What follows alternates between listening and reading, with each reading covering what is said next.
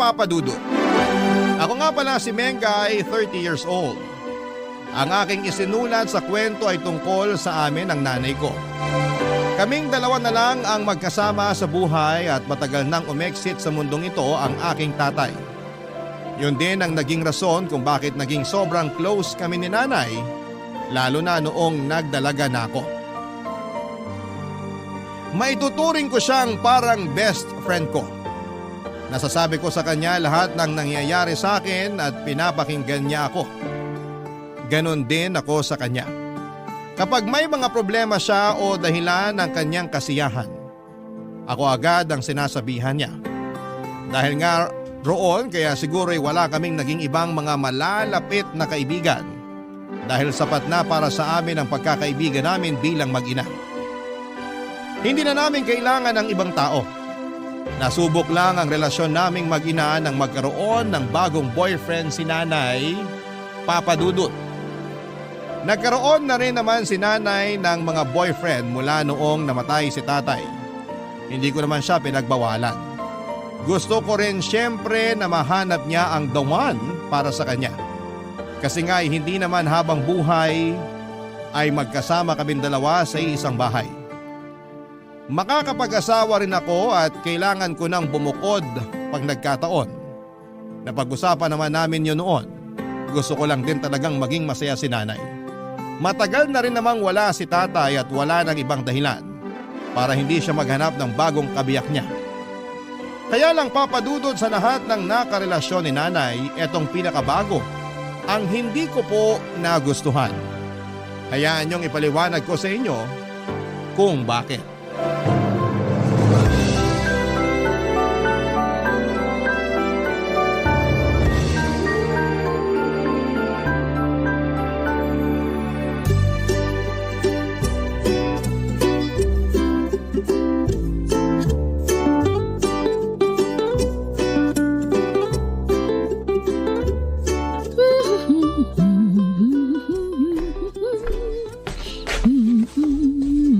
Wow!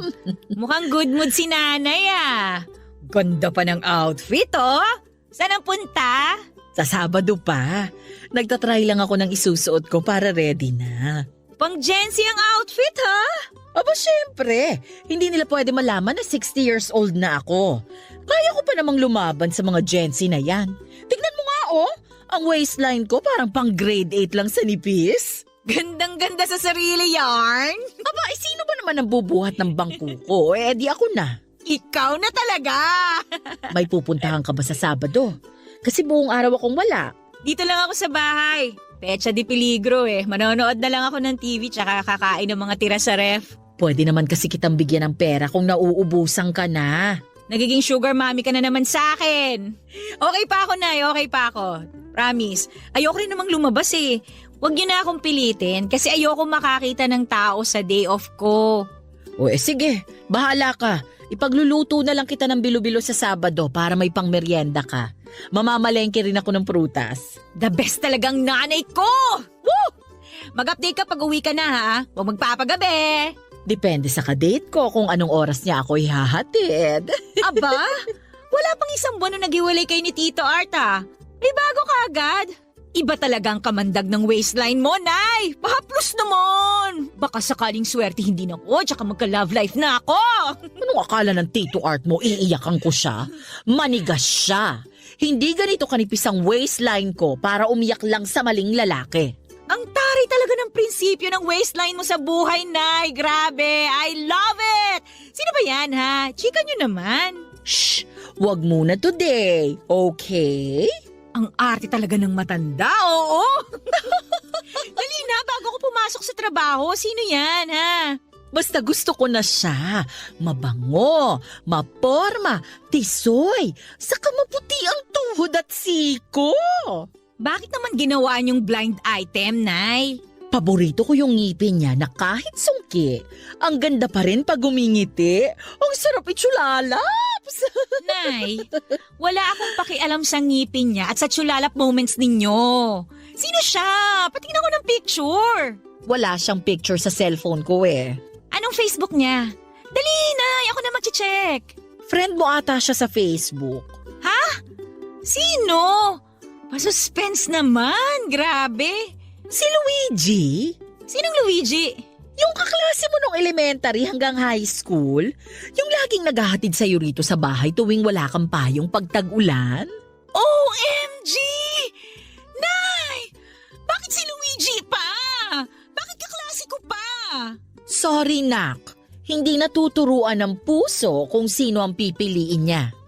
Ihahatid naman daw niya ako pagkatapos ng date namin. May payong man o wala. Nakangiti pa si nanay habang binibitawan ang huling mga salita niya para makumbinsi akong pumayag na makipag-date sa kabatch ko sa school na si Luigi. Hindi na rin ako sumagot pa dahil alam kong magsasayang lamang ako ng laway. Kapag na-inlove kasi si nanay ay hindi na niya napapakinggan pa ang ibang sasabihin sa kanya. Kahit na anong paliwanag ko, ang nararamdaman niya lang ang tanging papakinggan niya. Iyon ang hindi ko nagustuhan kay nanay, lalo na't may edad na siya. Wala nang ibang mas mahalaga sa kanya kundi ang mga gusto niya at magpapasaya sa kanya. Lagi niyang inilalaban na matanda na siya at malapit ng lumisan sa mundong ito kaya dapat niya lang gawin lahat ng makapagpapasaya sa kanya. Ano bang laban ko sa prinsipyo niyang yon, Papa Dudut? Mas lalo nga akong walang magiging sagot kapag ginamit na niya ang pagiging nanay niya sa akin. Nang umalis si nanay ay saka ako nagkaroon ng tsansa para balikan ang mga naalala ko tungkol kay Luigi. Matagal ko na siyang hindi nakita.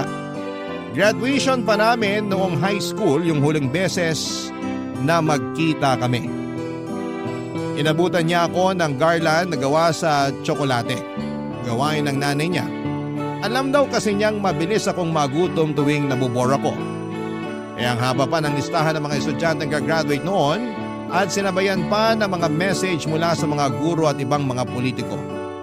Baka totoong inaantok na ako noon kung hindi ako inabutan ng makakain ni Luigi. Hindi ko makakalimutan yung moment na yon, sa totoo lang, Papa Dudut. Mabait naman si Luigi.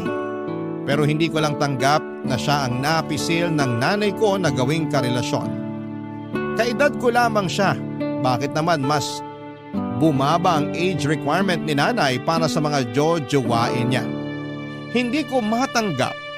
Kaya muli ko siyang kinausap noong sumunod na araw para kumbinsihin na hindi sila pwede ni Luigi, Papa Dudut.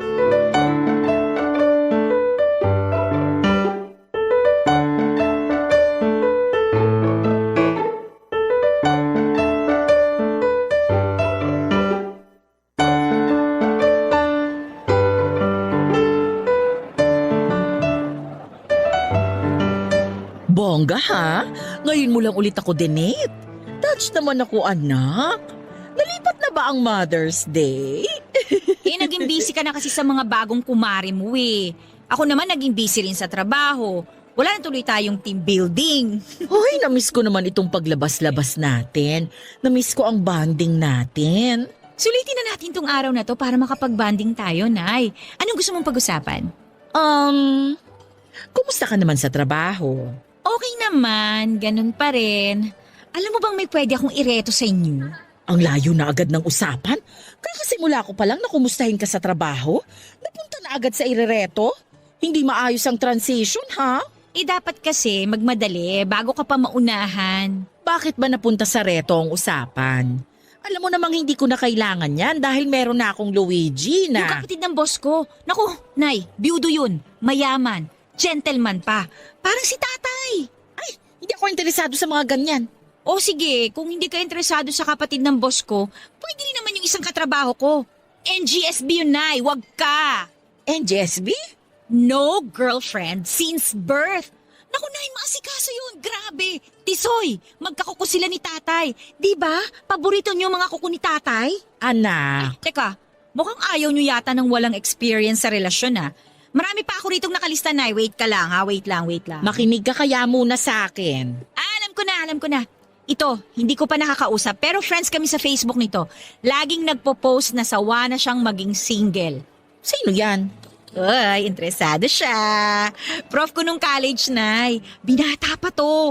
Kaedad mo lang siya, tsaka balita ko, malaki ang nakuha niyang retirement pay. Hindi ako interesado sa retirement pay. Pass. Kilalanin mo muna kasi bago ka mag-pass dyan. Hindi ko na sila kailangang kilalanin. Kasi kahit iharap mo ko sa kanila, isa lang ang gusto ko. O sino yung gusto mo? Yung byudo? Yung NGSB? O yung malaki ang retirement pay? Wala ni isa sa kanila. Marami pa akong pwedeng hanapin, Nay. Mabilis lang naman sa social media eh. May mga dating app din. Pwede kitang isali sa mga yon. Send ka lang sa akin ng picture mo, Nay, ha? Ako nang bahalang mag-match sa babagay sa'yo. Hindi ka naman marunong makinig. Wala akong interes sa mga yan. Si Luigi lang ang gusto ko. Okay na ako sa kanya. Eh, baka naman kasi nagsisettle ka lang sa kanya, Nay. Huwag ganun. Hindi mo deserve na magsettle lang. Ano bang nagsisettle lang? Naswertihan ko pa nga si Luigi. Hindi yun pagsisettle lang. Anak, alam ko mahirap tanggapin ang age difference namin ni Luigi. Siguro mahirap din para sa'yo na isipin na ginawa ko yung kabatch mo. Pero masaya na ako sa kanya eh.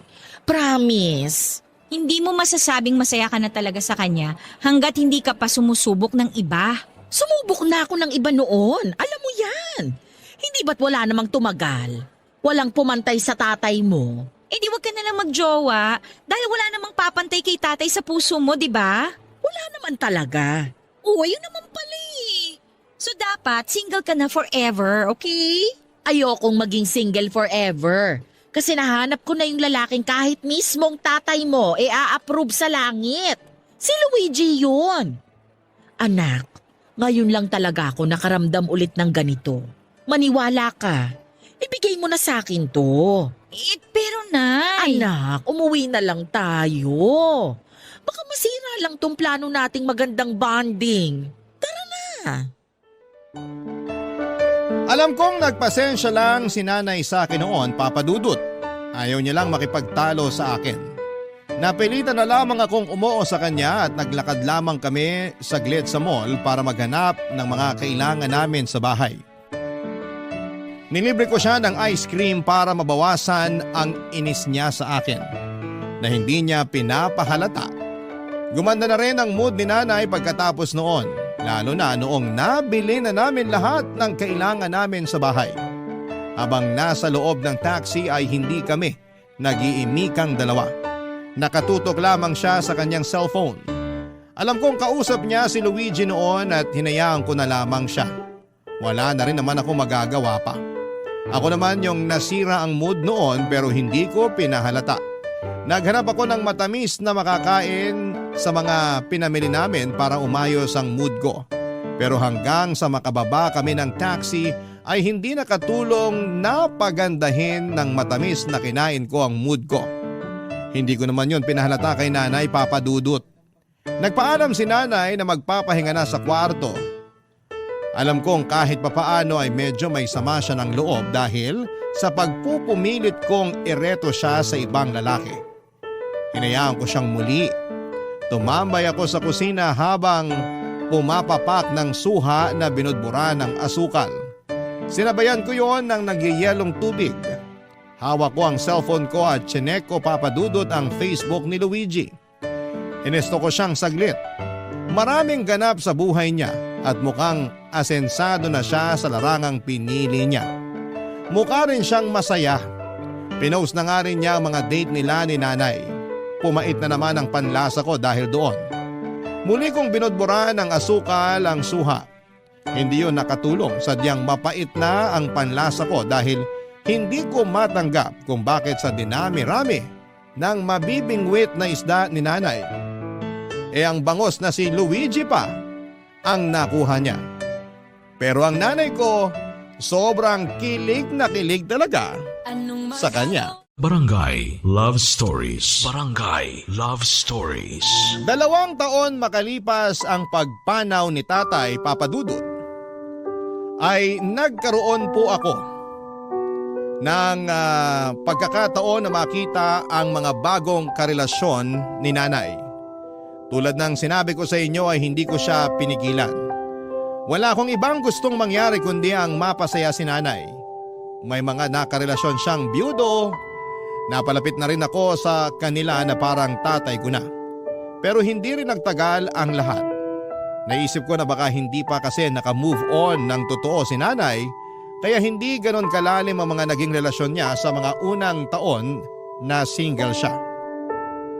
Namahinga ang puso niya sa pakikipagrelasyon at nag-focus sa kanyang sarili.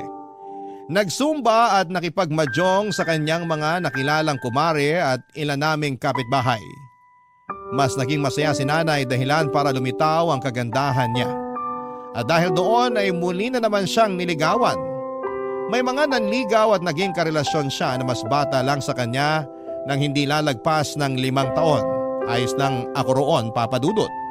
Lalo't mature naman sila at mas mukhang bata tignan si nanay kapag nakadikit sa mga yon.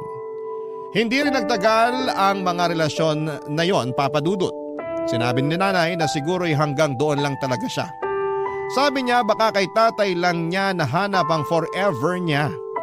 Kinumbinsi ko siya at sinabing hindi pa lang niya nahahanap ang katapat niya.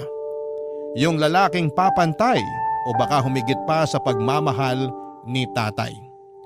Hindi ako pinaniwalaan ni nanay at tila sinukuan na niya ang ideya ng pag-ibig. Nalungkot ako, Papa Dudut. Kaya nga laking tuwa ko nang makita ko siyang na-excite muli sa pakikipag-date, pero agad ding nawala yon nang malaman kong kabatch at kaedad ko ang muling nagbukas ng puso niya. Mas lalong naging komplikado ang lahat nang makita ko siya sa kanyang kwarto at sinusukat pang muli ang wedding gown niya sa harapan ng salamin. Hindi ko sana siya pupunahin pero nakita ko kung paano siya ngumiti sa harapan ng salamin na akala mo'y ilang minuto na lang ay ikakasal na siya. At alam kong si Luigi ang nasa isipan niya ng mga oras na yon, Papa Dudut.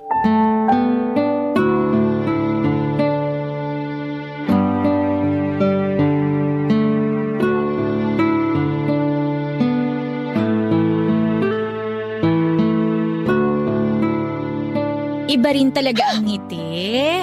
Kala mo mapupunit ang mga labi. Ikaw naman talaga? Huwag ka nga manggulat dyan. Aba, pati hagik-gik parang inaral para magtunog cute ha?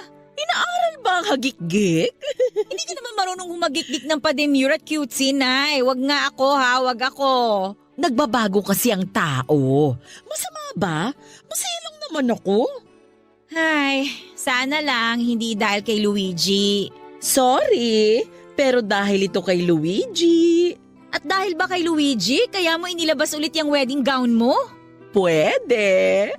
Ay, awat na nga yung hagik-gik na yan, ay. Para papunta na sa halinghingi. Nakakakilabot. Maging masaya ka na lang para sa akin. Bakit mo nilabas ulit yung wedding gown mo? Naalala ko lang bigla. Baby ka pa nung huli ko tong inilabas sa karton. Bakit mo nga inilabas ngayon? Baka kasi nangingitlog na yung mga ipis dito o pinamahaya na ng alikabok. Yung totoo. Alam mo ba, pinag-ipunan to ng tatay mo na bilhin para sa akin. Nag-iisa lang to sa shop na kasya sa akin.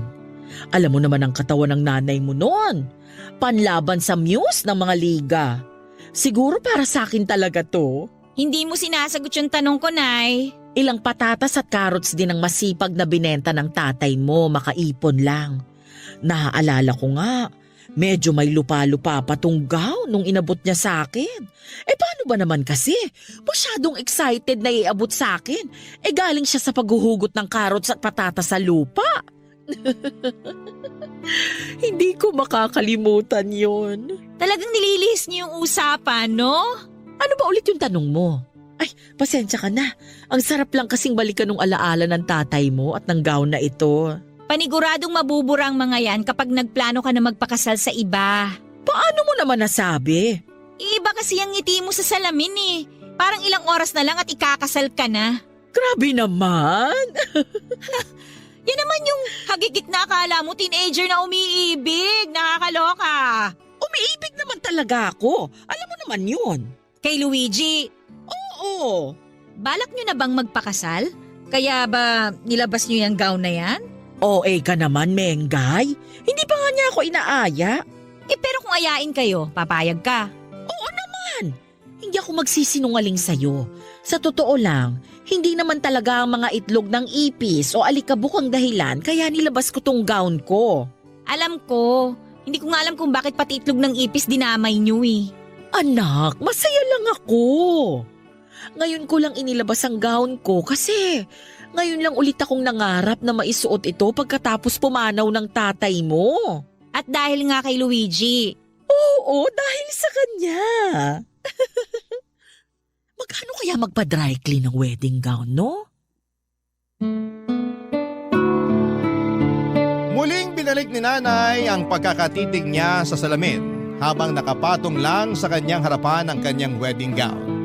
Sabay naming sinipat ang bawat detalye ng gown, Papa Dudut, maski ako ay nagandahan sa gown na yon. May kalumaan ng style, oo, pero wala na kasing gumagawa ng gown na ganon ka detalyado. Bigla ko tuloy naisip kung paanong pinaghirapan ni tatay na bilhin yon. Nalungkot lang din ako dahil bigla kong na-miss si tatay. Mahiling magregalo ng damit si tatay. Noong graduation ko nga nung elementary ako ay siya pa ang nag-effort na pumunta ng Divisoria para makabili ng pinakamagandang bestida. Pinag-ipunan niya yon, Papa Dudut. Gusto niyang masigurado na ako ang pinakamaganda at mapapansin sa araw ng pagtatapos ko. Parang may kumurot sa puso ko, hindi ganong kadaling palitan ang pagmamahal ni tatay sa puso ko. Para hindi na ako masyadong malungkot ay sinikap kong ibahin ang usapan. Ikinahon ng muli ni nanay ang wedding gown at saka inaya akong lumabas ng kwarto para magmeryenda. Sa sala kami nag-usap. Nilabas niya ang suha at gumawa ng maiinom naming dalawa. Nagkwentuhan kami tungkol sa trabaho ko hanggang sa hindi ko na namalayan na nailiko na niya ang usapan tungkol kay Luigi. Gusto talaga niyang pag-usapan ang bago niyang boyfriend. Wala akong naging takas. Sinabi niyang dadalaw daw si Luigi para magbigay galang sa akin. Natawa na lamang ako sa isipan ko. Kung gusto niyang magbigay galang sa akin, edi sana hindi niya ginawa ang nanay ko. Makalipas nga ang ilang araw ay dumalaw nga si Luigi para formal na kausapin ako tungkol sa relasyon nila ni nanay. Pahirapang itago ang emosyon ko noon pero kailangan. Para kay nanay.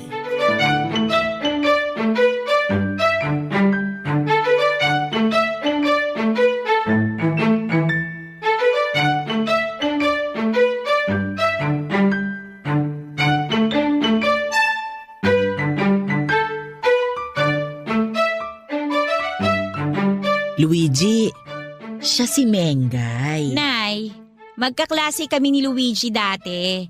Kahit middle name po niya at mga grade niya sa math, alam ko. Gusto ko lang namang maging formal ang lahat. Hello, Mengay. Ang tagal na nung huli tayo nagkita. Oo nga eh. Matagal-tagal na tayong hindi nagkita o kaya nagkausap man lang. Tapos gugulatin mo ko, jowa mo na pala nanay ko.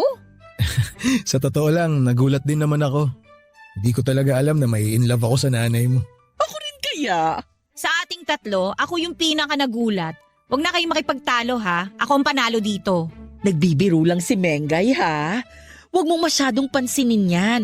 Parang bagong hasa lagi ang dila niya ni ang talim. Huwag kang mag-alala, sanay na ako, baby. Ganyan din naman siya nung nag-aaral pa kami. Ilang teachers din namin ang pinaiyak niya. Thank you ha. Siguro hindi ko sinasadyang mapaglihian ng kutsilyo nung pinagbubuntis ko siya. Alam mo ba noon, kapag natutulog ako, kailangan may kutsilyong maliit lagi sa tabi ko. Ah, kaya pala matalas dila ni Mengay. Totoo? At matalas din ang paningin ko. Kitang-kita ko kung paano kayo maghawakan ng kamay sa ilalim ng throw pillow ha. Tigilan nyo nga yan. Kalas na, dali. Kadiri. Opo, Nay. Uy. Pasensya ka na ha. Physical touch kasi love language namin pareho ng nanay mo. Lo, hindi ba acts of service ang love language mo, Nay? Ano to, pabago-bago, depende sa magiging jowa? Acts of service din naman. Ang galing pa namang mang-service nitong si Luigi sa akin. Uy, baby, wag kang ganyan. Baka kung ano isipin ni Mengay sa service. Sa totoo naman Uy, bakit baby? Oh, okay ka lang, Nay? Inaatake na naman ako ng vertigo ko. Teka sandali, ihihiga ko muna ito sa kwarto. Gusto mo ba samahan kita sa kwarto? Ako na lang ang sasama kay nanay sa kwarto. Off limits ka pa ron. Hindi na Mengay. Ako na lang ang papasok sa kwarto. Mas lalo ako mahihilo kapag may taong nakapaligid sa akin. Alalayan na kita. Ay hindi na. Maiwan ko na muna kayo rito. Babalikan ko kayo agad kapag humupa na yung hilo ko.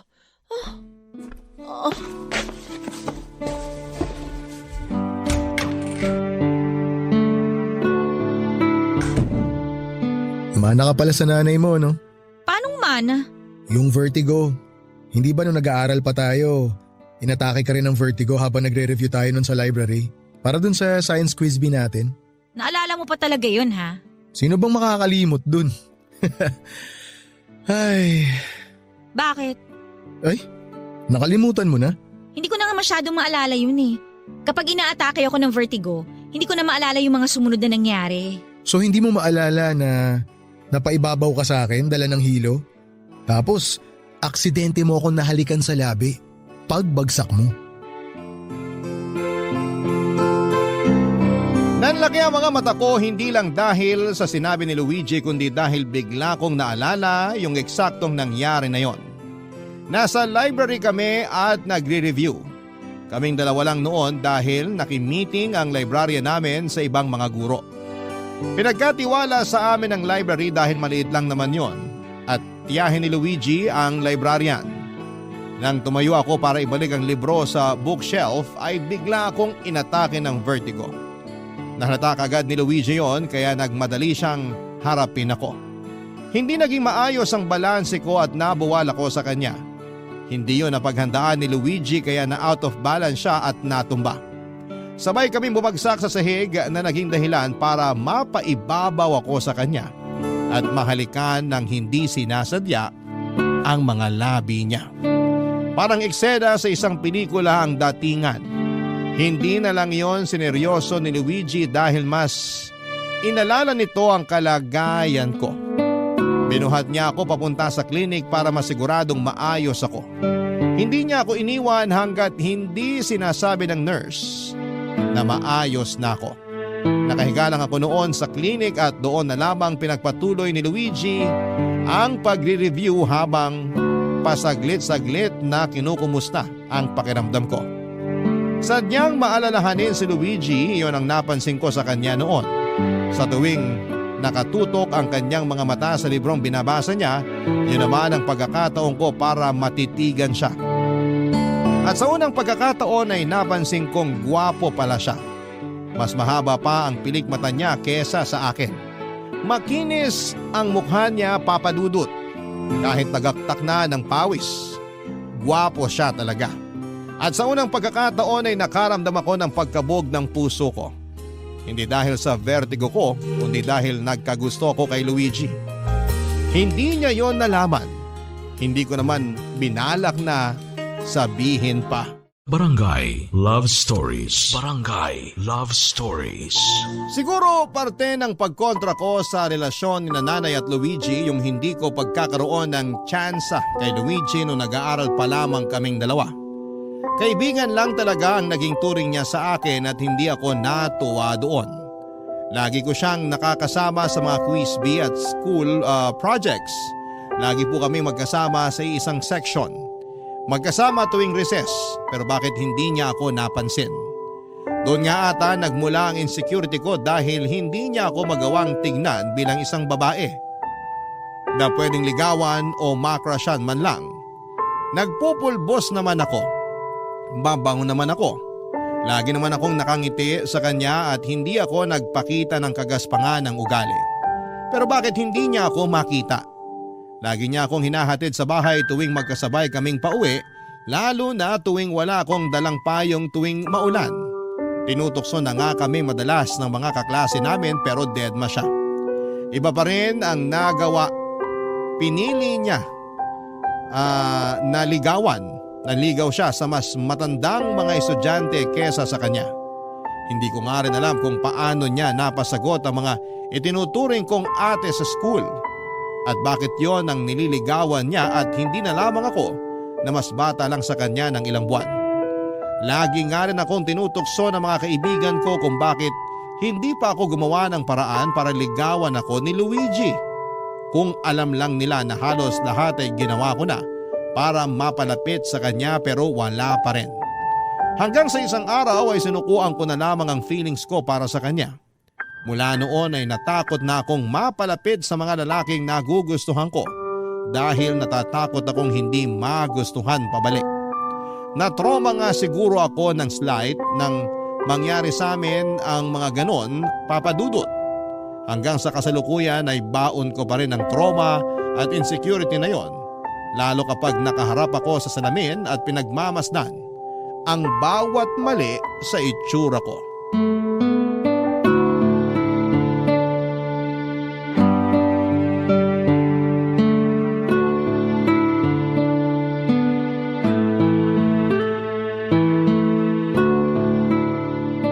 Mag-iisang oras ka nang nakatitig sa salamin, ha? Pag yan nabasag, umorder ka ng bago. Ikaw ang magbabayad. Ang dami kasing mali. Mali saan? Sa mukha ko. Ouch, ha? Bakit ikaw ang masasaktan ako tong pangit? Masakit marinig ng isang ina ang sinabi mong yan, akala mo ba? Para mo na ring sinabi na may mali sa lahi ko, kaya nagkaganyan ang itsura mo. Hindi naman dahil sa inyo kaya ganitong itsura ko eh. Nakakainis nga kasi ang dami kong pwedeng manahin sa inyo, bakit hindi pa yung mukha nyo? Namana mo naman yung galing ko sa pagsayaw. Ayos na ako ron. Hindi ko naman nagagamit yung talent ko sa pagsayaw sa trabaho, no? Eh di sa TikTok. Nay, hindi naman ako sumasayaw sa TikTok. Nanonood lang ako ron ng mga ganap sa Barangay LS. Ay, naku naman. Ngayon ka pa talaga naging insecure sa sarili mo? Maganda ka naman. Pero hindi kasing ganda nyo, no? Galing ka sa akin, kaya alam kong parehas lang ang ganda natin. 90% ang itsura ko galing kay tatay. Mukha akong lalaki, Nay. Hoy! Parang iniinsulto mo naman ang tatay mo sa sinasabi mo. Eh bata pa lang naman ako, lagi na lang ako kinukumpara sa inyo eh. Bakit daw mas maganda kayo kaysa sa akin? Di ba raw dapat mas maganda ang anak kaysa nanay? Bakit daw pagdating sa akin, mukha na raw akong latak? Sino nagsabi sa'yo niyan? Mumurahin ko sa chat. Lahat sila! At pinakinggan mo naman. Eh bakit naman hindi? Eh paulit-ulit nilang sinasabi sa akin yun, no? Tapos lahat ng mali sa itsura ko, papansinin nila. Bakit daw bukas na bukas yung pores ko? Bakit daw ang lapad-lapad ng ilong ko? Siguro raw sa lapad ng ilong ko, naaamoy ko na yung magkabilang pisngi ko. Hindi ko na alam kung paano ka kukumbinsihin para mahalin at magandahan ka sa sarili mo. Hindi yun naman po kasi kasalanan. Nasemento lang kasi yung insecurities ko dahil sa mga mapanghusgang tao sa paligid ko. Sorry anak, kung hindi kita napagtanggol sa kanila ha. Ay, kaya siguro ikaw ang nagustuhan ni Luigi eh. At hindi ako. Nagkagusto ka kay Luigi? Dati yun, Nay. Nung nag-aaral pa lang kami. Lagi kasi kaming magkasama nun eh. Tsaka siya lang yung mabait sa akin. Siya lang yung hindi nanlalait sa itsura ko.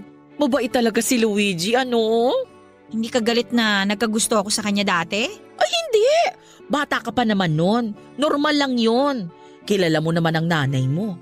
Mas open-minded pa kesa sa mga nagne-networking. Thank you, Nay, ha? Thank you rin kasi pinilit mong tanggapin ang relasyon namin ni Luigi ngayon. Eh, basta hindi ka niya sasaktan. Ayos na ako dun. Nangako siyang hindi. Subukan lang niya talaga kundi mumurahin ko siya sa chat. Linya ko yan ha. Mag-ina talaga tayo. Halika na muna sa kusina. Ipagbabalat kita ng suha at pinya para mabawasan ang pamamanas ng ilong mo. Nay naman eh. Joke lang. At sabay na nga kaming tumungo sa kusina para pumapak ng prutas. Yun talaga ang bonding namin mag-ina sa tuwing may sumasama ang loob sa amin. Nakagagaan siguro ng loob ang tamis ng prutas. Nakakawala ng pait ng loob. Lumuwag din ang pakiramdam ko nang sa wakas ay naamin ko na kay nanay na minsan ay nagkagusto ko kay Luigi.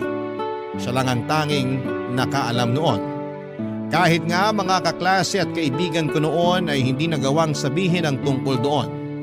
Kaya siguro nagtanim ako ng sama ng loob kay Luigi dahil hindi ko nagawang iproseso ng maayos ang feelings ko para sa kanya ng mga panahon na yon. Nang sa wakas ay nagawa ko na yung tanggapin at aminin ay nawala na ng kusa ang galit sa puso ko. Natanggap ko nang minsan ay na-reject ako ni Luigi pero ayos na yon. Hindi naman niya kasalanan. Hindi naman lahat ng taong gusto ko ay gusto rin ako. Pero ang pinaka-importante sa lahat ay natanggap ko nang sina Luigi at nanay talaga ang para sa isa't isa. Sa pagdaan nga ng mga araw ay napadanas na ang pagdalaw ni Luigi sa bahay. Wala na ako naging problema doon, Papa Dudut. Tulad ng magiliw kong naging pagtanggap sa mga nakarelasyon ni nanay noon, ganun din ang pinakita ko kay Luigi. Ganun talaga siguro kapag natanggap mo na ang sitwasyon. Pero kahit na ganoon ay hindi ko pa rin inamin sa kanya ang nararamdaman ko. Ang awkward naman kasi kung sasabihin ko. Saka pinakiusapan ko rin si nanay na wag niyang babanggitin kay Luigi yon. Alam kong tinupad naman yon ni nanay. Isang araw ay dumalaw si Luigi sa bahay. May date sana sila ni nanay pero nagkaroon ng emergency meeting si nanay sa Zumba group niya. Kaya sinabi niyang asikasuhin ko muna si Luigi hanggang hindi pa siya nakakauwi.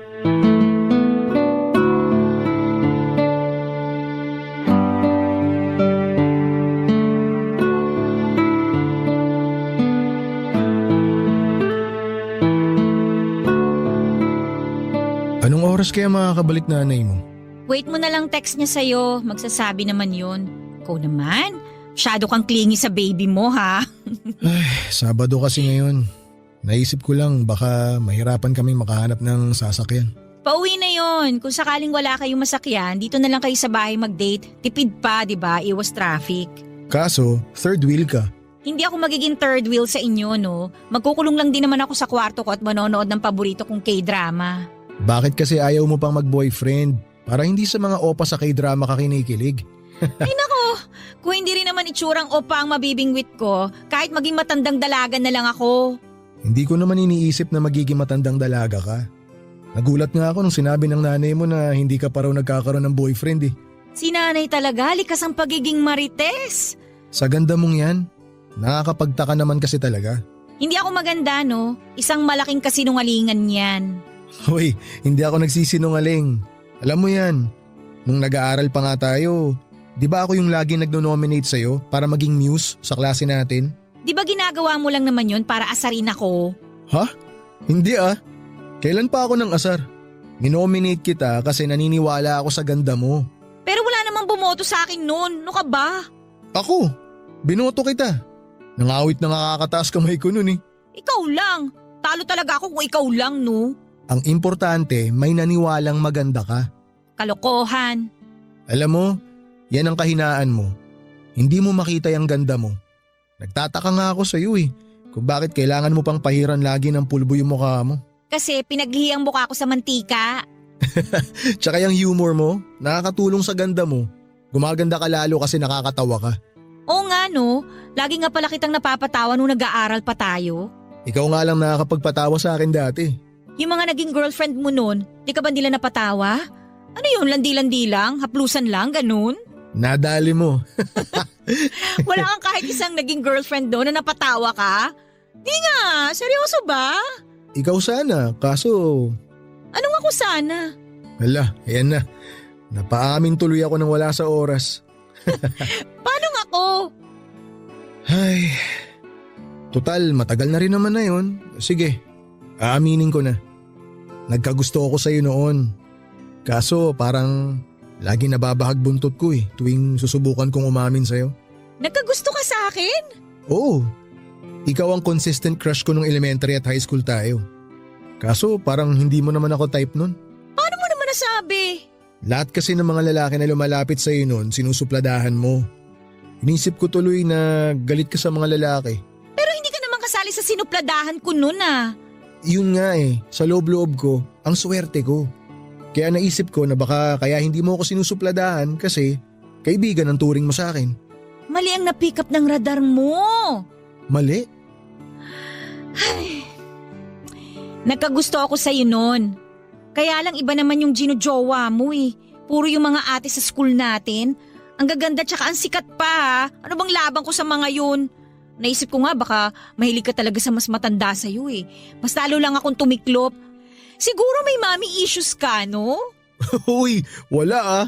Niligawan ko yung mga yon kasi nga sila lang naman yung nagpakita sa akin ng interest dati. Kaya para makalimutan kita, sila na lang yung pinansin ko. Bakit? Bakit hindi mo sinubukan? Lagi naman tayo magkasama, di ba? Flag ceremony, recess, quiz bee, tsaka uwian. Tayo, di ba? Tayo lagi yung magkasama. Bakit hindi ka nagtanong? Sa totoo lang hindi ko rin alam eh. Tulad nga ng sabi ko sa'yo kanina, laging nababahag yung buntot ko. Pero mahalaga pa ba yun? Nakaraan na yun eh. Oo nga, tama ka. Nakaraan na yun. Tapos na yun. Kayo na ni nanay. Masaya na kayo. Ay, pero anong klaseng saya kaya no kung tayo? Napatitig at napanganga ako sa huling sinabi ni Luigi. Pati ako ay napatanong. Paano nga kaya papadudot kung kami? Bigla ako nakaramdam ng hilo pero hindi dala ng vertigo kundi dahil sa halo-halong emosyon. Napasandal ako sa sofa at napatingin sa kisame habang pilit na hinahabol ang mga nangyari.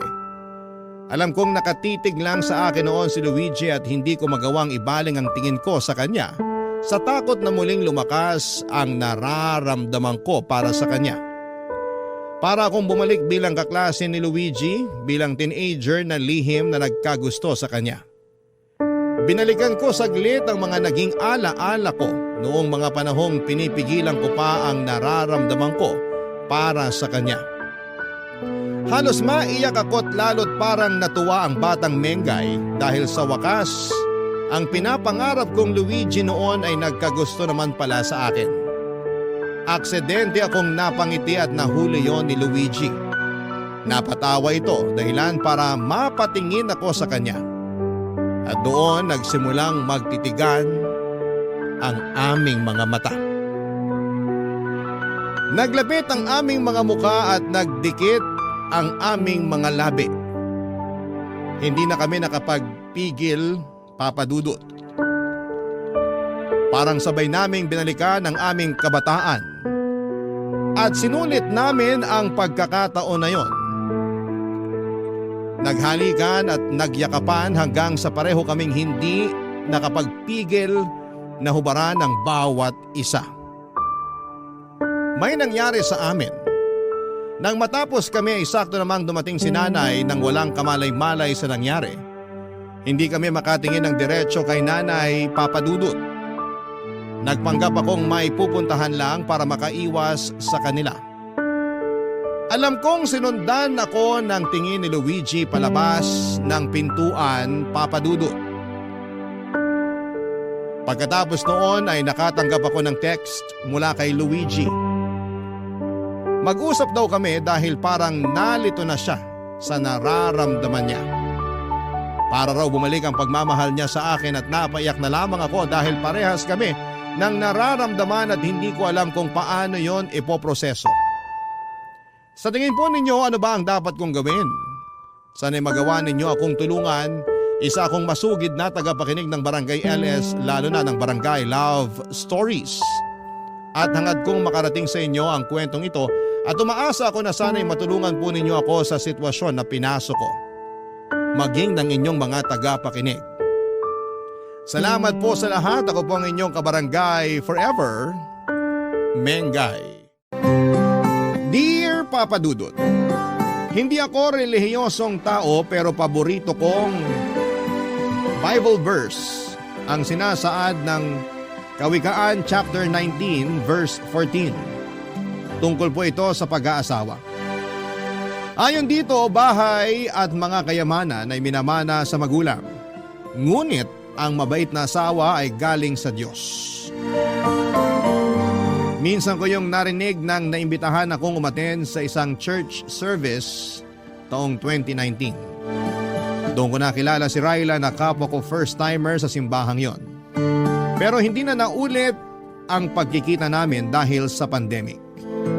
Noong December 2021 ay para bang kusa kaming pinagtagpo ng kapalaran. Nagkita kami sa isang bookstore sa mall sa Mandaluyong.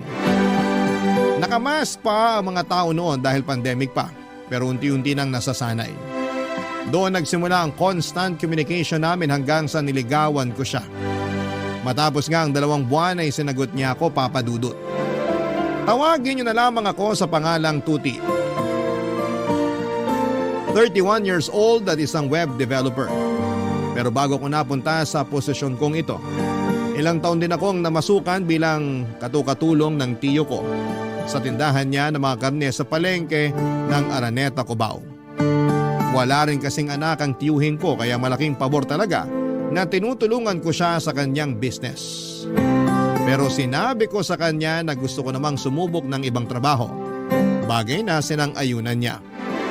Mahusay kasi ako sa computer at gusto ko sanang gamitin yon sa larangan na may kinalaman dito.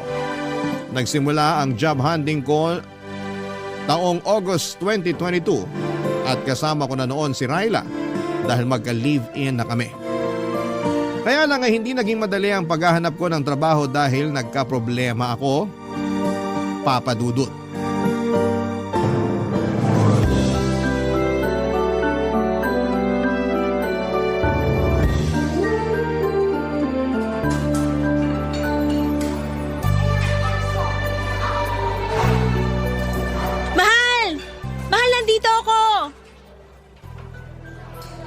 Hi, mahal.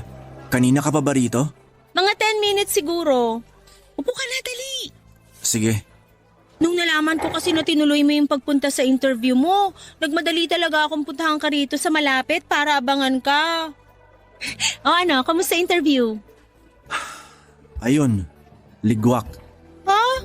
Anong ligwak? Hindi ako pasado kasi wala raw silang matinong sagot na nakuha sa akin. Pwede ba yun? Baka sila ang hindi matino magtanong. Matino naman yung mga tanong nila. Ako talaga yung may problema. Kasi parang umurong yung dila ko nung ini-interview na ako. Sakto, mainipin pa naman yung HR manager nila. Kitang-kita ko yung pagsasalubong ng kilay niya habang nakikipagtitigan sa akin at hinihintay ang sagot ko. Bakit? Kinabahan ka ba? Medyo. Nakalimutan ko yung pinractice natin, mahal. Para akong natuod sa pagkakaupo ko. Ang naririnig ko lang nung time na yon ay yung malakas na kabog ng puso ko. Ganyan din naman ako nung unang beses akong interviewin sa trabaho eh. Ayun, di rin ako nakapasa. Sabi nila sa evaluation ko, hindi raw ganun yung klase ng empleyado na hinahanap nila. Dapat daw attentive at may kumpiyansa sa sarili. Saan ko naman uhugutin yun? First time ko nga lang mag-apply, di ba? Pero hindi ko naman na first time. Pangatlong job interview ko na to pero lagi pa rin akong ligwak. Nagkataon lang siguro yun, mahal. Ewan ko. Parang nawawala na ako ng pag-asa na matatanggap ako sa in-applyan kong trabaho. Wag naman. Naniniwala pa rin ako na matatanggap ka. Pero hanggang kailan ko ba dapat subukan? Hanggang matanggap ka. Dapat lalo ka magpursige. Alam ko na pursigido ka naman. Pero habang wala pang tumatanggap sa'yo, wag kang sumuko. Magpatuloy ka lang. Thanks, mahal. Oh, bakit malungkot ka pa rin? Nahihiya na kasi ako sa'yo. At bakit ka naman nahihiya sa akin? Kasi grabe yung suporta mo sa akin. Pinapractice mo ako sa pagsagot ng interview. Tapos kapag wala kang pasok sa trabaho sinasamahan mo pa ako o di kaya inaantay pagkatapos ng interview ko. Katulad ngayon pero... Pero ano? Pero laging bad news yung sinasabi ko sa'yo. Ayoko lang makita na malungkot ka mula sa pagiging excited na malaman kung anong result ng interview ko. Wala namang kaso yun. Normal na reaksyon yun kasi umasa tayo na matatanggap ka. Pero hindi ibig sabihin mawawala na tayo ng pag-asa. Alam mo, nakikita ko sa'yo na determinado ka. Masipag ka rin at matyaga. Siguro sa ngayon pinanghihinaan ka lang ng loob dahil nga sa nangyari kanina sa job interview mo. Pero wag mong hayaan na kainin ka ng pagkabigo mong yun. May kasabihan nga na try and try until you succeed. Hindi ba try and try until you die? Sira, hindi ka pwedeng mamatay. Kailangan mo munang matanggap sa trabaho. Joke lang. Pero thank you talaga kasi ang comforting na mga sinabi mo. Narealize ko tuloy na tama ka. Dapat subukan ko pa rin. At wag ako basta-basta sumuko. Yan, ganyan nga. Kaya hayaan na muna natin yung nangyari sa interview mo kanina. Kumain tayo ngayon ng masarap, mag-celebrate tayo. Bakit naman tayo magse-celebrate? Hindi naman ako nakapasa. Pero pumunta ka pa rin sa interview. Humarap ka doon kahit kabado ka. Yun palang worth it na para i-celebrate. Kaya wag ka nang kumontra dyan. Ako na bahala, okay? Okay, pero ako na order. Ako na. Steady ka lang dyan. Carry ko na to.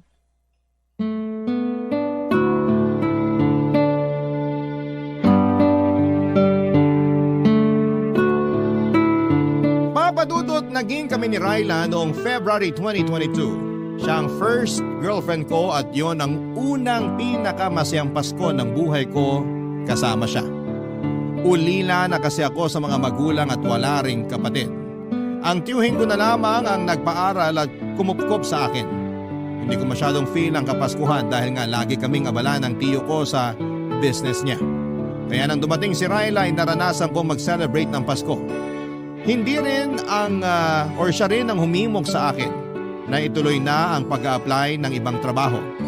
Kaya lang, nakaka-frustrate dahil madalas ligwak ako sa mga interview. Lagi kasi akong kinakabahan at nauutal. Pero malaki ang pasasalamat ko kay Ryla dahil hindi niya ako sinukuan kahit na sinukuan ko na ang sarili ko. Nagpatulong or napakatulong ang mga sinasabi niya para ma-relax ako at talaga namang pumapanatag sa akin ang mga yon.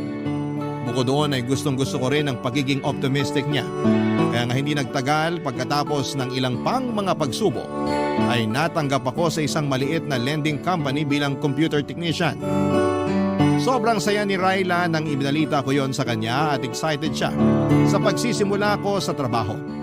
Nang makumpleto ko na ang requirements na kailangan, bumalik ako sa naturang kumpanya upang pumirma ng kontrata.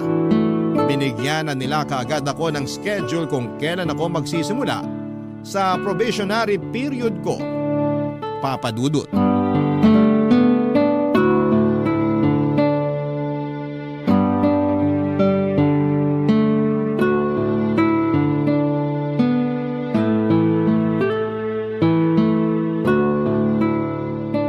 Ito, pinagluto kita ng lunch. Baka mamaya walang kantin doon o kaya malayo mga bilihan ng pagkain. Thank you, mahal. Nag-abala ka pa talaga. Aba, mag-aabala talaga ako kasi unang araw mo sa trabaho ngayon. Excited ka na ba? Oo, pero kabado rin ako. Bakit ka naman kinakabahan? Kasi ngayon pa lang ako magtatrabaho sa isang kumpanya. Kayang-kaya mo yan. Magaling ka naman makisama eh. May mga suki ka na nga sa tindahan ng tsuhin mo. Diba, nakwento mo na hinahanap-hanap ka nila pag bumibili sila ng karne? Oo, pero iba pa rin yung environment dun sa papasukan ko. Sigurado, iba-iba rin ugali ng mga katrabaho ko. Alam mo, hindi mo naman responsibilidad na makuha loob ng lahat ng katrabaho mo eh. Kasi pumasok ka dun para magtrabaho, hindi para i-please yung ibang tao. Sa bagay, may punto ka. Ganyan din kasi ko nung unang araw ko sa trabaho noon. Parang lahat gusto kong kaibiganin. Bida-bida ba? Akala ko kasi kailangan yun para magtagal ako sa trabaho o gumanda yung tingin nila sa akin. May iba naman akong nakaklose. May iba na ayaw sa akin kahit wala naman akong ginagawang masama. Tapos, narealize ko na lang na oo nga pala. Hindi ako nag-apply dun para makipagkaibigan. Ayos lang naman na pakisamahan ko sila pero ayoko na uli umabot sa punto na sobra akong invested sa mga buhay-buhay nila. Doon kasi nagsisimula yung chismis.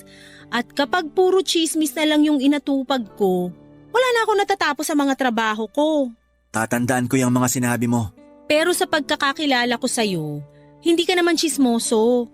Kaya siguro hindi ka masyadong madadala sa mga ganon. Ay, pero teka, alam ko na kung saan ka dapat umiwas.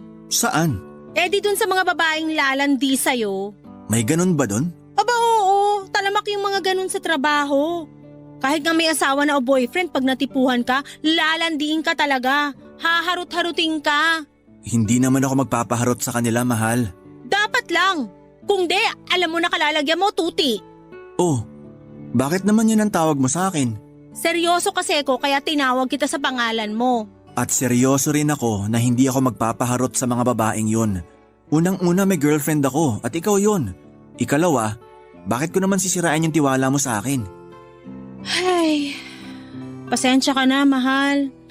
Alam ko namang loyal ka, pero hindi ko lang mapigilang mapraning. Hindi ka naman praning.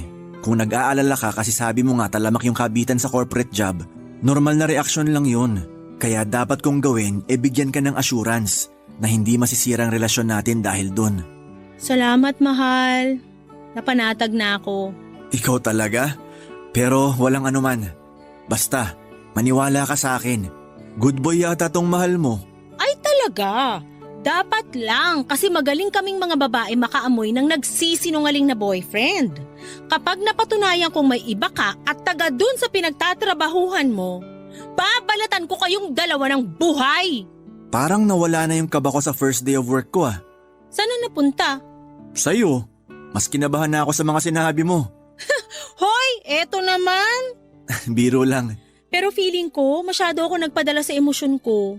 Di bale, kiss na lang kita para makabawi. Gusto ko yan. Dalawa ah. Para good luck kiss na rin. Grabe siya! Humirit pa talaga, pero sige na nga. Dalawa na kung dalawa. Papadudot kung ilalarawan ko ang pakiramdam ko ng araw na yon sa trabaho ay masasabi ko na para akong bumalik sa unang araw ng pasukan nung nag-aaral pa lamang ako. Mahiyain kasi talaga ako, tahimik at hindi pala kaibigan. Wala akong ginawa kundi ang ngumiti at tumango habang pinapakilala sa lahat ng empleyado kada department ng kapalitan ko sa naturang posisyon. Masasabi ko na nabawasan na lamang ang hiya ko at pagkailang ko kinahapunan dahil naging busy na ako sa pagbutingting ng kung ano-ano. Dahil nga sa may abilidad naman ako at tiwala ako sa kakayahan ko, ay dumami ang mga ginagawa ko sa trabaho. Kumbaga'y naging all around ako at wala naman akong reklamo dahil nagsisimula pa lamang ako. Nakakapagod oo, pero masaya naman ako dahil hindi na karne ng baboy at manok ang binubutingting ko. Hindi naman po sa ingrato ako, sobrang nagpapasalamat ako sa tiyuhin ko dahil kinupkop at pinag-aral niya ako. Masaya rin po ako kasi binigyan niya ako ng trabaho sa shop niya ng ilang taon. Pero alam ko, Papa Dudut, na meron pa akong potensyal at ibubuga pagdating sa ibang bagay. Barangay Love Stories. Barangay Love Stories. Papa Dudut, mabilis na lumipas ang isang linggo. Masasabi ko na unti-unti na ako naging komportable sa trabaho ko. Mabait at madaling pakisamahan ng mga kasama ko at masaya rin si Ryla dahil nakikita niyang nag-i-enjoy ako. Isang araw ay nagulat ako nang inassign ako bilang driver ni Crisel, assistant ng boss namin. Nagawol kasi ang company driver namin at dahil may lisensya naman ako at kakayahan na magmaneho ay pinakiusapan ako ng management na humalili muna na maging driver. Pansamantala lang naman hanggat wala pang nakukuhang driver, kaya tinanggap ko na rin.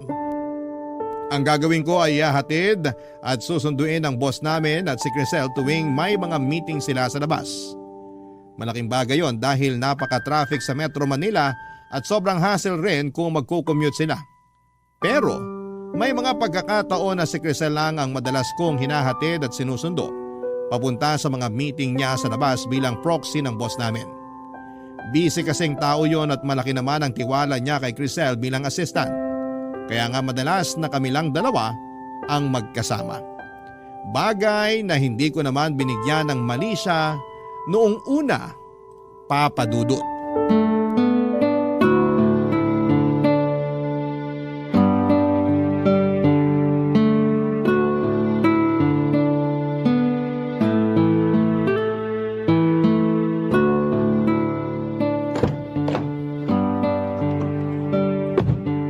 Kumusta po, ma'am? Okay naman, maayos yung kausap ko. Mukhang matutuloy yung partnership na gustong mangyari ni boss. Di kung ganon, congratulations in advance na po. Salamat. Pero maaga pa para mag-celebrate. Ganon na rin po yun. Balita ko, marami-rami na rin daw kayo na i-close na deal. Kaya sigurado ako na makukuha niyo tong isang to. So narinig mo pala yung tungkol sa mga ganon Ay, nako, sorry po. Hindi naman sa pagiging chismoso. Ayos lang. Alam ko naman na madalas akong pagchismisan sa trabaho. At wala naman akong reklamo doon. Hindi naman po chismis ang tawag kapag mabuti at maganda yung sinasabi nila sa inyo. Tulad nung narinig ko, Mabuti at magandang balita yon. Salamat, Tuti. Ikaw ha, masyado mo namang pinapalaki ang ulo ko. Po? Huwag mo na akong pinupo. 30 years old pa lang naman ako. Sige ka, baka tumanda ako bigla niyan. Okay. Paano? Alis na ba tayo? Mamaya na. Rush hour na eh. Sigurado gapang na naman sa EDSA. Maiipit lang tayo doon. Sa bagay, palipas na lang muna tayo ng ilang minuto. So, kumusta ka naman sa trabaho natin? Ayos naman. Naninibago pero unti-unti ko na rin nagagamay. Normal lang naman yon kasi first job ko pa lang naman to. First job mo? Talaga? Oo, Ano pinagkakaabalahan mo nung hindi ka pa nakakapasok sa amin? tumutulong ako sa meat shop ng tiyo ko sa palengke sa Araneta, Cubao. Tindero ako doon madalas. Talaga? May pwesto pala kayo dun eh. Doon pa naman ako laging namamalengke. Siguro nakabili ka na sa tindahan namin, hindi pa lang tayo magkakilala. Tingin ko hindi pa. Vegan ako eh. Kaya hindi ako bumibili ng karne. Ay, okay. Pero baka mapakain ako ng karne kung ikaw ba naman ang mag-aalok sa akin. Ha? Ang sabi ko, minsan namimiss ko rin kumain ng karne. Sa bagay, 1 taon pa lang naman akong vegan. Mahirap din, lalo't mahilig talaga ako sa pork and chicken. Pero matagal na rin yung 1 taon. Kaya kung ako sa'yo, ituloy-tuloy mo lang, lalo na simulan mo na. Sabi nga ng girlfriend ko, huwag kang sumuko sa bagay na gusto mong makamit. Oh, may girlfriend ka na pala? Oo, meron na. Matagal na kayo? Mag-1 taon pa lang sa December. Bago pa lang pala. Pwede pa.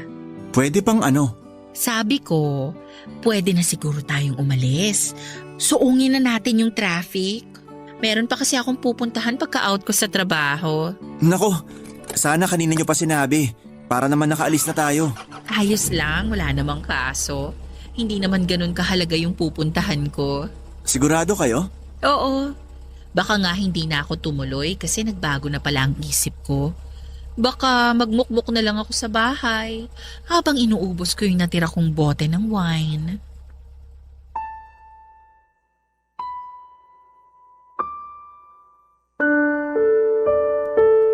Papadudot dumalas ng dumalas ang pasimpleng hirit ni Crisel sa akin. Kinatagalan ay hindi na ako naging komportable at madalas ay nananahimik na lamang papadudot. Pero makulit siya, maingay at may pagkamaharot. Dati sa likod siya umuupo pero kapag hindi namin kasama ang boss namin sa sasakyan hanggang sa tumabi na siya sa akin sa passenger seat. Hindi ko siya dinadaldal sa buong panahon ng pagmamaneho ko dahil hindi ako ganong klaseng magtrabaho. Kaya nga lagi akong distracted pag panay ang kwento niya. Siguro inaikwento na ni Crisel ang buong buhay niya sa akin, papadudot. May 2 anak daw siya sa dati niyang asawa na nasa poder nung tatay. Hindi naman daw siya malungkot kasi malayo sa kanya ang mga anak niya dahil civil naman sila ng ex-husband niya.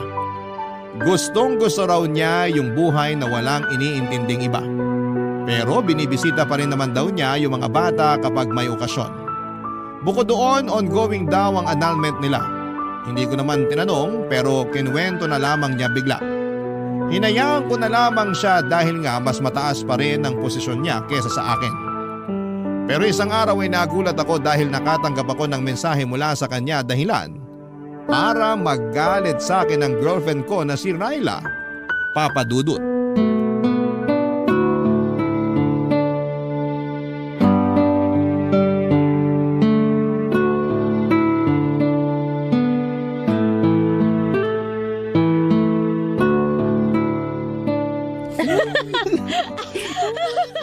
Bakit naman eh?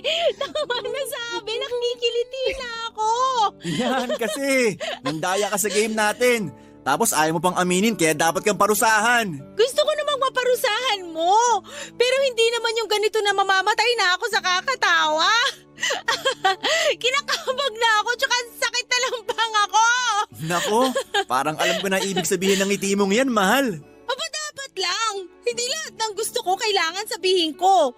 Dapat ramdam mo na yon. Uy, may nag-text sa'yo. Sino raw? Basahin mo nga. Unknown number eh. Ang sabi.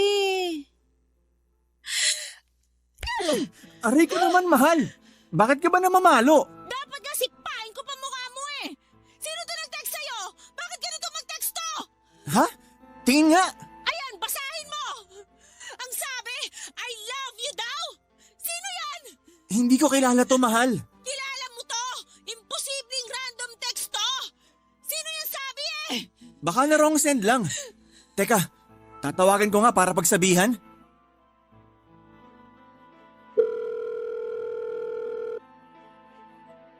Hello? Ma'am Crisel? Sinong Crisel yan, ha? Boss ko. Boss mo? Oo, yun nakwento ko sa'yo. Akin na nga yung cellphone mo. Hello? Raila Ito ba yung naman. Crisel? Ako nga. Eh, ikaw? Sino ka? Makinig ka ha. Ila-loudspeaker ko to. Sino ba to? Ako lang naman si Raila. Girlfriend ni Tuti. Yung sinabihan mo ng I love you. Oops! Sorry. Na-wrong send lang ako, ate. Medyo lasing na kasi ako kaya naduling na ako sa mga contacts ko. Siguraduhin mo lang. Dahil kung hindi... Wala naman akong intensyon na landiin yung boyfriend mo Akin na nga yung cellphone ko. Pasensya na po kayo, Ma'am Crisel. Hindi na po mauulit. Humingi ka rin ng pasensya sa kanya, mahal. Ayoko! Bakit ako hingi ng pasensya dyan? Raila naman. Alalahanin ng boss ko pa rin to. Pasensya na. Walang problema. Basta next time, dahan-dahan sa pagiging palengkera ha. Ang cheap mo kasing pakinggan kanina O siya, bye! At ako pa talaga yung cheap na palengkera? Ang kapal ng mukha! Mahal, huminahon ka nga muna. Paano ko hihinahonin na kakabastos yung Crisel na yon? May I love you pang nalalaman? Akala ba niya naniniwala ako sa kanya na wrong send lang siya? Malay mo nagsasabi naman siya ng totoo. Tsaka base sa boses niya, mukha siyang lasing. Baka naman lasing-lasingan para maharot ka niya. Umamin ka nga. May namamagitan ba sa inyo nung babaeng yon? Siyempre wala. Paano kung may iba ka na pala tapos kunwari ka lang na masaya ka pa sa akin? Wala akong iba. At hindi kunwari na masaya ako sa'yo dahil masaya talaga ako sa'yo. Pero hindi pa rin ako naniniwala sa Crisel na yon. Malakas yung kutob ko na nagpapalusot lang yan. Sinadya niya na mag-send ng I love you sa'yo. Kung sinadya man niya yon, mahalaga hindi ako nag-respond. Tsaka ako rin naman nagulat sa text niya Naku, Tuti, umayos ka! Alam mo na kahahantungan natin! Hindi mangyayari yan dahil mahal kita. Papadudot doon ko na nga kinuwento kay Raila ang tungkol kay Crisel. Kilala naman niya ang boss ko sa pangalan pero hindi niya akalain na korsonada pala ako nito. Pero nilinaw ko sa girlfriend ko na wala akong gusto kay Crisel. At dahil may tiwala naman sa akin si Raila ay nagkabati rin kami ng araw na yon. Abot langit ang kaba ko at patong-patong na inis naman ang naramdaman ko kay Crisel dahil sa pagte-text niya sa akin ng I love you. Kinabukasan sa trabaho ay nagsorry siya sa akin at nakainom lang daw talaga siya ng mga panahong yon. Akala ko ay okay na pero hindi pa rin pala, papadudot. Alam ni Crisel na may girlfriend na ako pero hindi pa rin siya tumigil sa kakalandi sa akin. Kahit na kinausap ko na siya at sinabihang hindi ako komportable. Minsan kahit na rest day ko ay nagtitext siya sa akin para lang magpahatid sundo sa mga personal niyang lakad, papadudot. Nag-o-offer na lamang siya ng extra pay pero tinatanggihan ko siya ng maayos. Dahil alam ko na nagsiselos na ang girlfriend ko. Bagay na iniiwasan ko. Papadudot. Barangay Love Stories. Barangay Love Stories. Papadudot dahil sa pagtanggi ko kay Crisel na ihatid sundo siya tuwing rest day ko, ay hindi naging maganda ang imahe ko na nakarating sa boss namin. Nang mga panahong yon ay kakaisang buwan ko pa lamang sa trabaho. Hindi pa ako nare-regular at natatakot ako na baka makaapekto ang mga pinaparating niyang negatibong komento tungkol sa akin sa boss namin kapag lumabas ang evaluation ko. Bukod doon ay laging pinagmamalaki ni Crisel na marami siyang kilalang abogado Kaya wala raw akong laban sa kanya sakaling magreklamo ako. Kaklose din niya ang karamihan sa mga katrabaho namin at kampi ang mga ito sa kanya. Sa katunayan, may isang beses na narinig kong pinagchichismisan nila ako. Nagsipulasan na lamang sila noong makita akong dumating at dahil maliit lang naman ang opisina namin ay talaga namang dama ko kapag meron silang pinag-iinitang empleyado. Isang araw ay hindi na ako nakatiis kaya kinausap ko na nga si Crisel, Papa Dudut.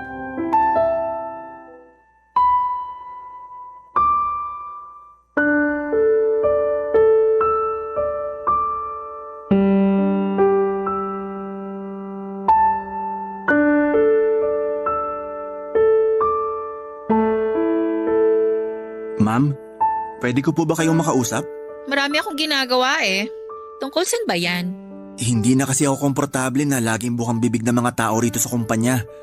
Kung pagchismisan nila ako, akala mo nakagawa ako ng masama. Nako, maling tao ang kinakausap mo, Tuti. Dapat ilapit mo yung concern mo sa HR, hindi sa akin. Ayoko naman pong may mamemohan. Kaya nga kayo na lang kinausap ko. Ano bang kinalaman ko rito at ako ang dapat mong kausapin tungkol dyan? Teka nga, huwag mong sabihin ako ang tingin mong pasimuno ng mga chismisa nila tungkol sa'yo. Bakit hindi po ba? Aba, sumusobra ka na. Baka nakakalimutan mong mas mataas pa rin ang posisyon ko sa'yo. Hindi ko po nakakalimutan yun. Pero ginagamit nyo na lang sa akin yung posisyon nyo para mapasunod nyo ako. At nung hindi nyo ako nakuha, siniraan nyo ako sa mga katrabaho natin dito. At kahit na sa boss natin, kung ano-ano pa rin yung sinasabi nyo. O ngayon, alam mo na kung anong kaya kong gawin. Mali ka talaga ng binangga. Matagal na akong nagtatrabaho rito. Kabisado ko na ang galawan ng bawat empleyado, lalong-lalo na ni boss. Higit kanino man, ako ang pinagkakatiwalaan niya dito. Mabigat ang timbang sa kanya ng mga ginagawa at mga sinasabi ko rito. Kaya ingat ka, Tuti. Pwede kong bulungan si boss pag nairita ako sa'yo. Pero wala naman akong ginawang masama sa inyo para siraan nyo. Wala nga, pero matigas ka eh. Hindi ka madala sa mga pasaring ko sa'yo. Hindi ka makuha sa simpleng paglandi. Masyado kang loyal dun sa girlfriend mong palingkera. Huwag mong pagsasalitaan ng ganyan ng girlfriend ko. Labas siya rito.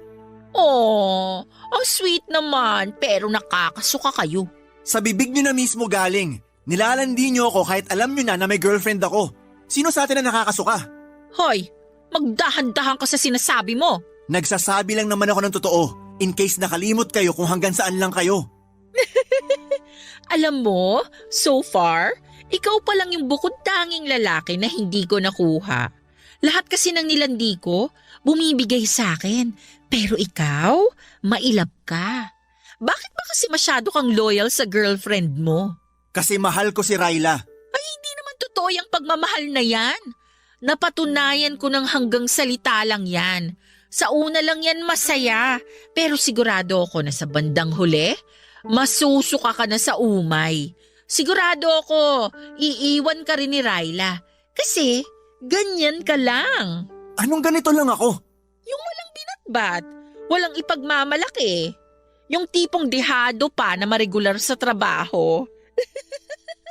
Kaya sigurado ako na kapag hindi ka natanggap dito, back to zero ka na naman. Wala kang karapatang sabihin yan. Hindi mo ako kilala.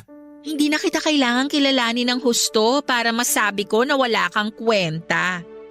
Kilala na kita dahil inoobserbahan kita. Di ba ilang job interview na ang binagsak mo bago ka nakapasok dito sa amin? Paano mo nalaman yan? Siyempre, close ko yung HR dito. Close ako sa lahat ng empleyado ron. Kaya marami akong alam sa'yo. Pero hindi naman basihan yun para tratuhin mo ako na para bang wala na ako mararating sa buhay. Mas malayo ang mararating mo sa buhay kung papayag kang makarelasyon ako. Pwede kitang ilakad sa boss natin para mapabilis ang evaluation mo. Mare-regularize ka. Tapos, kukumbinsihin ko siya na i-promote ka para tumaas agad ang sahod mo. Lahat ng yon, kayang-kaya kong gawin. Basta pumayag ka lang sa gusto kong mangyari. Ayoko. Hinding-hindi ako papayag sa gusto mo. Eh di sige. Ikaw ang bahala. Pero tandaan mo, ikaw din ang kawawa. Minsan kasi, dalasan mo rin yung paggamit dyan sa utak mo. Wala kang mararating kung puro ka na lang puso. Papadudot ang mabuting intensyon ko na kausapin ng maayos si Crisel at ipaliwanag ang nararamdaman ko tungkol sa buong sitwasyon namin, ay minasama niya. Hindi ako natuwa sa nangyari pero mas may ikinagalit pa ako. Yon ay ang matapos niyang totohanin ang sinabi niyang mas sisiraan ako. Hindi lang sa boss namin kundi sa lahat ng kapwa namin empleyado sa kumpanya. Ang sama-sama ng loob ko noon kay Crisel at kahit na ayaw kong magpaapekto ay hindi ko pa rin naiwasan.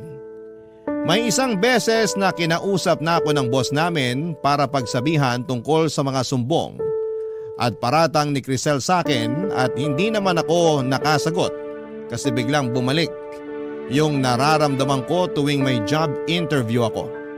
Yun bang kinakabahan at nauutal. May mga araw din na para bang ayaw ko nang pumasok sa trabaho at lahat ng yon ay naikwento ko kay Ryla. Galit na galit ang girlfriend ko. Nagsabi rin ako sa kanya na gusto ko na lamang mag-resign. Inunawa ako ni Ryla at sinuportahan niya ang desisyon ko. Mabilis nga na lumipas ang 1 linggo at nagulat na lamang ako dahil biglang sumulpot sa nirerentahan naming apartment si Crisel, papadudot.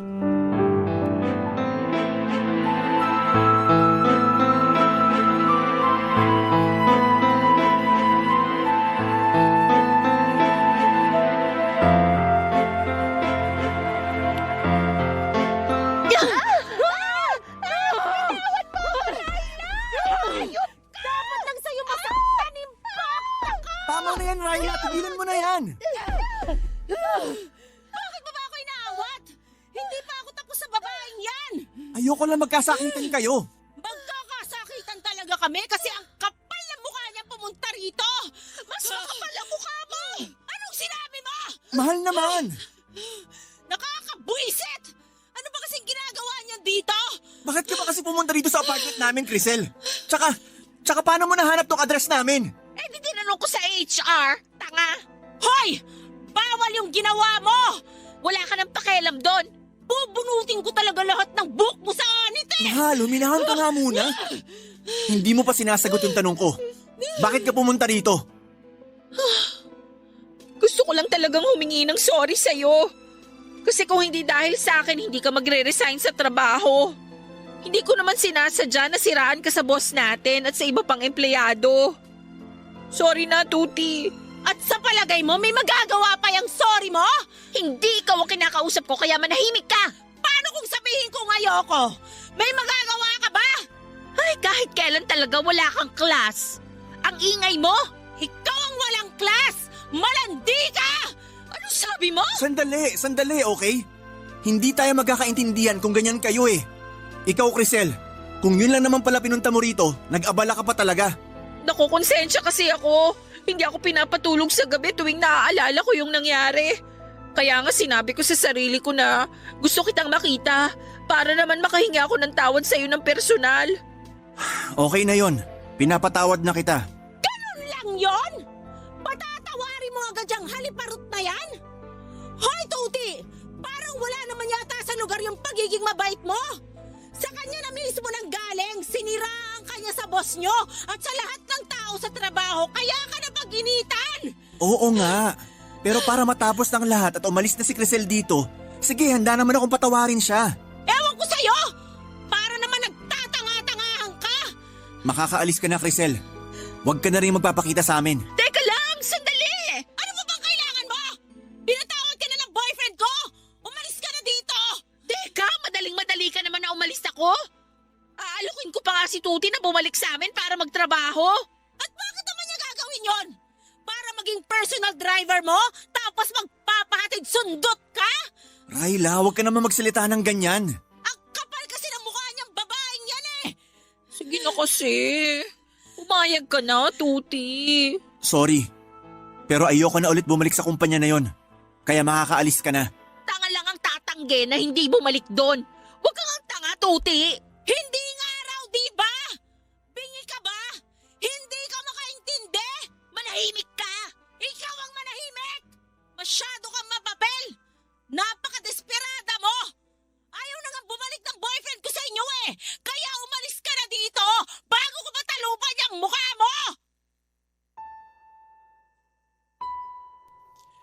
Papadudot na awat ko naman si Ryla nang sabunutan niya ulit si Crisel. Muli ay kinumbinsin naman niya ako ni Crisel na bumalik sa kumpanya na pinagtatrabahuhan niya pero tumanggi muli ako. Pagkatapos noon ay padabog siyang umalis sa apartment namin pero laking gulat namin ni Ryla nang pumunta naman siya kinabukasan. Pero may dala na siyang cake at mga lobo para peace offering daw. Nag-away na naman sila ni Ryla kaya nag-decide na akong ipablatter sa barangay si Crisel para hindi na siya makalapit sa amin. At ganun nga ang nangyari pero pagkalipas ng ilang araw ay may nakarating sa aking balita na panay daw parinig nito sa social media tungkol sa akin. Pero hindi naman ako apektado dahil wala akong ginawang masama. Hinayaan ko na lamang siya kahit na gusto siyang idemanda ni Ryla. Kinatagalan ay tumigil din siya tapos ang huling balita ko ay na-admit na raw si Crisel sa isang mental institution. Thankful ako na hindi rin ako na regular sa kumpanyang yon dahil yung mga sumunod ko namang inaplayan ang siyang pinagtatrabahuan ko na sa ngayon bilang web developer. Sabi nga ni Ryla, redirection daw ang tawag doon kasi alam ng Panginoon na mas may better place pa para sa akin kesa sa lugar na iniwan ko. Kaya nga payo ko sa mga kabarangay natin ay huwag matakot sumubok at huwag din kaagad sumuko. Mabalik tayo doon sa paborito kong Bible verse na tungkol sa pag-aasawa. Yun kasi ang bukang bibig sa akin ni Ryla matapos niyang mag-yes sa wedding proposal ko sa kanya nitong Valentine's Day ng 2024. Sinabi niya sa akin na nahanap na raw niya ang kanyang Kawikaan 19 verse 14 sa katauhan ko. At sa susunod nga na taon ay plano na naming magpakasal ng babaeng pinakamamahal ko na walang iba kundi si Ryla. Hanggang dito na lamang po ang sulat ko, Papa Dudut, at maraming salamat po sakaling mapili po ninyong i-ere sa programa ninyong Barangay Love Stories. God bless po and more power sa inyong istasyon. Ang inyong forever kapuso at ka-barangay, Tuti.